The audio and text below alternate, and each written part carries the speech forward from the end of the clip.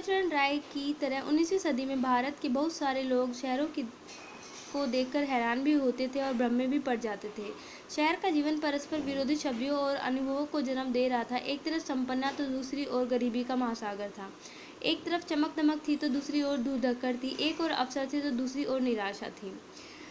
क्या शहर हमेशा ऐसे ही थे? यद्यपि शहरीकरण की प्रक्रिया बहुत लंबी रही है, लेकिन आधुनिक शहर के उदय का इतिहास 200 साल से ज़्यादा पुराना नहीं है।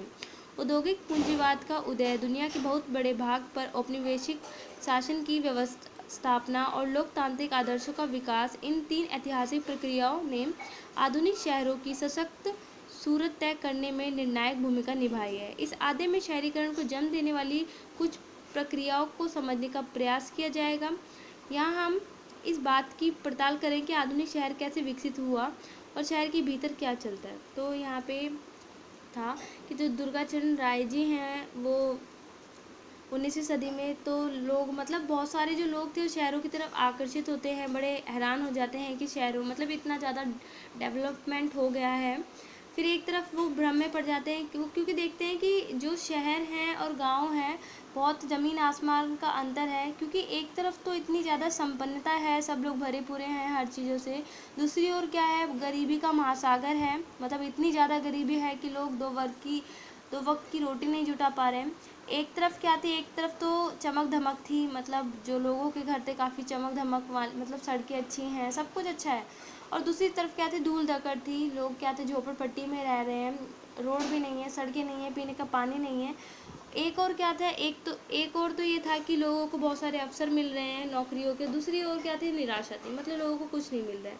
तो ये सारी चीज़ें हैं। तो हमने देखा कि जो शहरीकरण की जो प्रक्रिया थी काफ़ी लंबी थी और आधुनिक शहर के उदय का जो इतिहास है 200 साल से भी ज़्यादा पुराना है। तो इस चैप्टर में हम ये पढ़ेंगे कि जो आधुनिक शहर विकसित कैसे हुए और शहर के भीतर क्या चलता है। नेक्स्ट हमारा टॉपिक है शहर की विशेषताएं।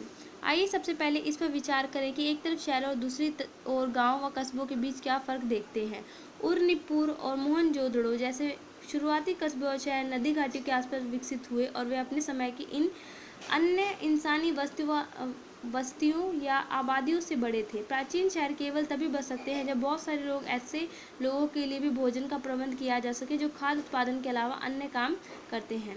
राजनीतिक सत्ता, प्रशासनिक नेटवर्क, व्यापार और उद्योग, धार्मिक संस्थानों और बौद्धिक गतिविधियों के केंद्र आमतौर पर शहरी होते हैं। तो यहाँ पे बताया गया है कि जो शहर की विशेषताएं क्या थी।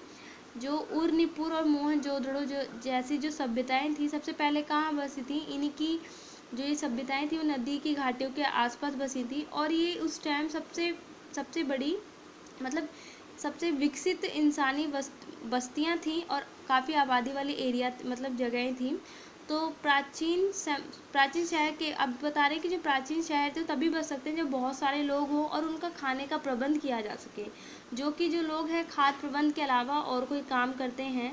तो हमने देखा है कि जो राजनीतिक सत्ता हो गया, प्रशासनिक नेटवर्क हो गया, व्यापार, उद्योग, धार्मिक संस्थान हो गया, बौद्धिक गतिविधियाँ हो गई, इनके जो केंद्र होते हैं आमतौर पर शहर ही होते हैं।